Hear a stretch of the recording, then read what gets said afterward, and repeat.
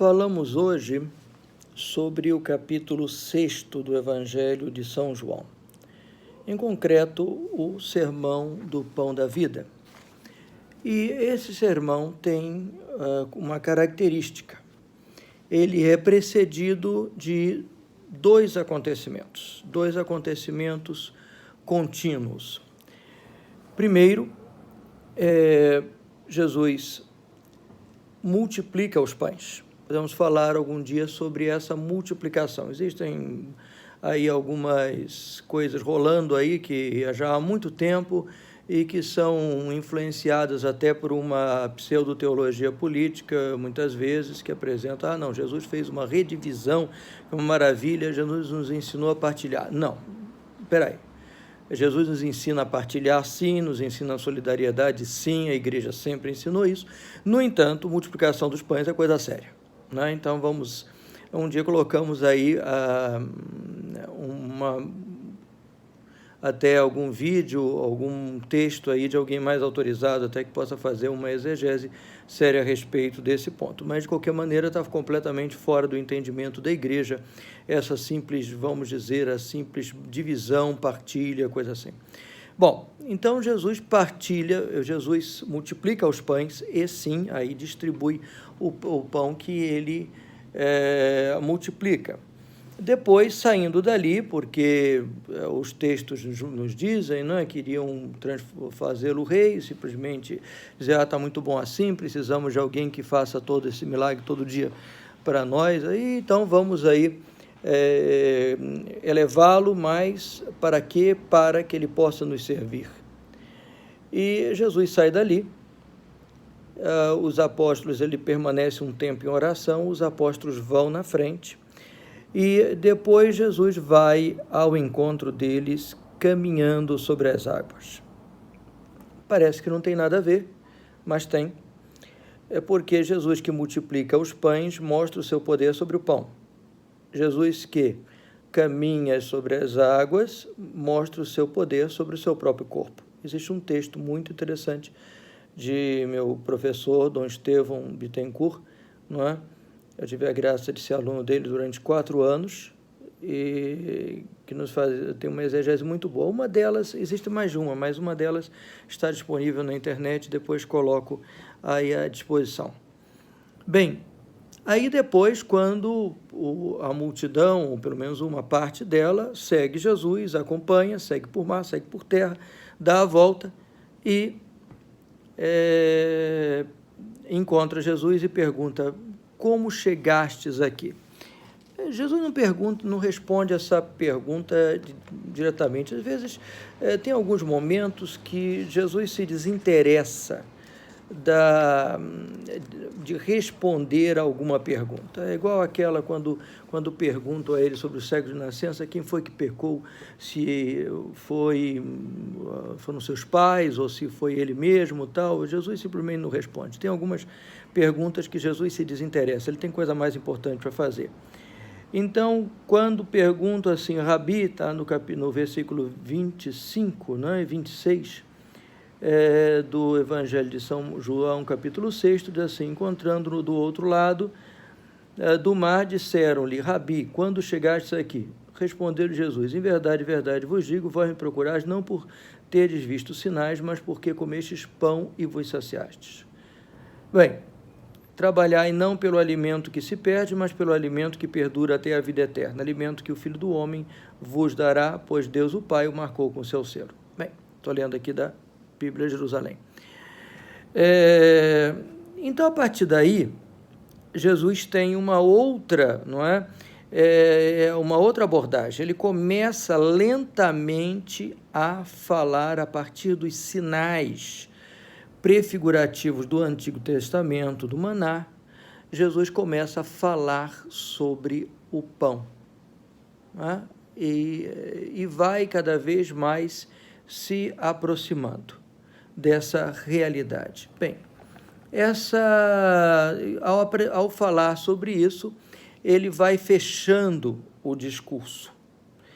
Ele apresenta primeiro os sinais, é verdade. O que é um sinal? O sinal ele indica uma realidade que não está ali tão clara, às vezes porque não pode estar, às vezes porque não é visível a todos. Muitas vezes é possível chegarmos à realidade. Aqui, por exemplo, no vídeo, vocês olharem por aqui, vocês não estão vendo o aparelho de ar-condicionado todo, mas estão vendo uma parte e adivinham que é um ar-condicionado. Eu posso dizer a vocês, olha, aqui tem um relógio antigo, que não está funcionando, mas era da minha avó do início do século XX. Esse relógio está aqui. Então, eu posso mostrar para vocês o relógio. Está aqui. Ó. Viram? É possível mostrar. Outras vezes, vocês vão ter que acreditar que é daquela maneira. Existem também sinais naturais, onde há fumaça, há fogo, uma pegada. Existem assim. Jesus, sim, dá sinais. Agora, os sinais de Deus têm uma força maior. Os sinais de Deus podem ser transformados na própria realidade, por uma força maior. E é isso que acontece. A Eucaristia é esse sinal eficaz que realiza. E vejamos uma coisa, isso não é tão fácil. Tanto que nenhum sacramento Jesus se esmera tanto em explicar quanto a Eucaristia. A última ceia, descrita nos sinóticos, não é? Mateus, Marcos e Lucas, e uma parte central na primeira epístola de São Paulo aos Coríntios, capítulo 11, ela apresenta a descrição e a realização de uma ceia toda particular. Não sabemos se se identifica perfeitamente com uma ceia pascal. É um contexto, sim. Né? Aí eu remeteria vocês à leitura de Jesus de Nazaré, de Bento XVI. Jesus de Nazaré, Bento XVI, segundo volume. Lá tem um desenvolvimento estupendo sobre esta questão. Mas, de qualquer maneira, ele diz assim: eu desejei ardentemente comer esta ceia convosco. Não é?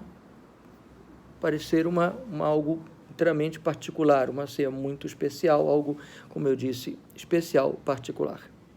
Bem, nós aqui também encontramos nessa ceia, ele vai se aproximando, fechando cada vez mais, e ele vai apresentando uma realidade. Nós estamos lendo esse texto durante essa terceira semana de Páscoa, né? Começamos na sexta-feira passada, justamente com a multiplicação dos pães, continuamos depois, no sábado, com Jesus caminhando sobre as águas, e o discurso sobre o pão da vida começou na segunda e só termina agora a leitura no sábado. Atenção, amanhã é dia de São José, não é? Então, São José Operário, e rezem por mim, que também é meu aniversário, 61 anos. E amanhã, então, vai ser interrompida por causa da leitura própria do dia de São José. Então, façam a leitura, até recomendo aos meus irmãos sacerdotes que também façam essa ligação, ou liguem com hoje, ou então retomem no sábado, a partir do texto que foi omitido, porque é sempre bom manter isso aqui. Isso é, inclusive, permitido e recomendado no Ordo Lectionum Missae. Bem, então Jesus vai fechando o círculo, vai apertando o cerco, né? E ele diz: eu sou o pão vivo que desceu do céu, se alguém comer deste pão viverá eternamente. O pão que eu darei é verdadeiramente a minha carne entregue para a vida do mundo. Aí, então, estou no versículo 51. Aí eles dizem: puseram-se então os judeus a disputar entre si, como pode dar esse homem dar-nos a comer a sua carne? Aí ele utiliza o verbo fagueina, comer simplesmente, não é? E retornou Jesus: em verdade vos digo. Só o Evangelho de São João fala esse em verdade, quer dizer, é verdadeiro, hein? Amém. Isso mesmo. Se não comerdes a carne do Filho do Homem, não beberdes do meu sangue, não tereis a vida em vós. Quem come da minha carne e bebe meu sangue tem a vida eterna, e eu ressuscitarei no último dia. Aí ele já não usa o verbo fagueino, como destaca Dom Estevão, mas rotrogon. Isso aí significa devorar. Jesus não volta atrás. Aliás, é uma característica dos evangelhos. Se vocês notarem, Jesus não volta atrás. Não é? Naquele episódio da questão da indissolubilidade matrimonial, que está no Evangelho de São Mateus, o pessoal está, e também São Marcos, o pessoal diz, essas palavras são duras, é assim mesmo? O pessoal diz, não, é assim. Aí chegam os apóstolos e dizem, então é melhor nem casar. E Jesus diz, boa ideia. Pode notar, estou fazendo uma adaptação, uma tradução livre, mas vamos lá. No Evangelho, no capítulo 19 do Evangelho de São Mateus, né? Jesus chega um momento que ele diz, não, é isso mesmo, não é? Jesus não volta atrás. Então, nós também, às vezes, o pessoal diz, a igreja tem que se adaptar, tem que não sei o quê, tem isso. Olha, eu falei, gente, a gente tem que agir de acordo com Jesus, né? Temos que agir de acordo com Jesus, né? Está ali, versículo 19 do Evangelho de São Mateus, versículo 10. Os discípulos disseram, se é assim a condição do homem em relação à mulher, não vale a pena casar-se. Ele acrescentou, nem todos são capazes de compreender essas palavras, mas só aqueles a quem é concedido. E vai por aí. Com efeito, há eunucos que nasceram assim, desde o ventre maternos, há eunucos que foram feitos eunucos pelos homens, e há eunucos que se fizeram eunucos por causa do reino dos céus. Quem tiver capacidade para compreender, compreenda. É isso. Entendeu? Então, Jesus afirma. E ele continua nisso, porque minha carne é verdadeiramente comida, meu sangue é verdadeiramente bebida. Quem come a minha carne e bebe meu sangue, permanece em mim e eu nele. Jesus é de uma clareza meridiana, absolutamente meridiana. Então, você tem ali ele não volta atrás e, ao contrário, ele afirma esta realidade. Tá? Então, se afirmemos também nós. Chega um momento lá no final que o pessoal continua na discussão, né? E que ele diz assim,